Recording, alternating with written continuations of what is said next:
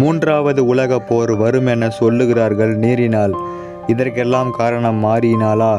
இல்லை, இது எல்லாம் மனிதனால்.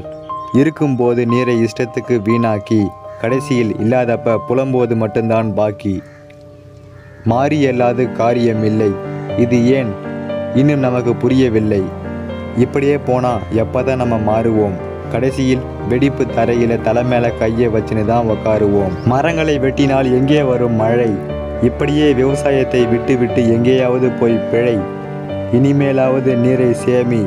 நீர் தட்டுப்பாடு இல்லாத தமிழகம் உண்டென காமி. நீரை சிக்கனமாக பயன்படுத்து. நீர் தட்டுப்பாடு இல்லாத பூமியாக மாற்று. மரங்களை பலவற்றை நடு. இனி வரும் தலைமுறைக்காவது உயிரை கொடு. நீரின்றி அமையாது உலகு. இன்றிலிருந்து மரங்களை அழிப்பதிலிருந்து விலகு. நீரின்றி எந்த உயிரினமாவது வாழுமா? யோசிச்சு பார் மனசில் நீ ஆழமா. மரங்களை அழிப்பது தான் மழை வராததுக்கு ஒரே காரணம். நீரை சேமித்து வாழ இனிமேலாவது நீ கொஞ்சம் மாறணும். மழை பெய்யலைன்னா கடவுள் மேலே பழி சொல்லுற உன் அறியாமையிலிருந்து விழி. தண்ணீரை பயன்படுத்துங்கள் அளவாக. உங்கள் வாழ்க்கை அமையும் நலமாக.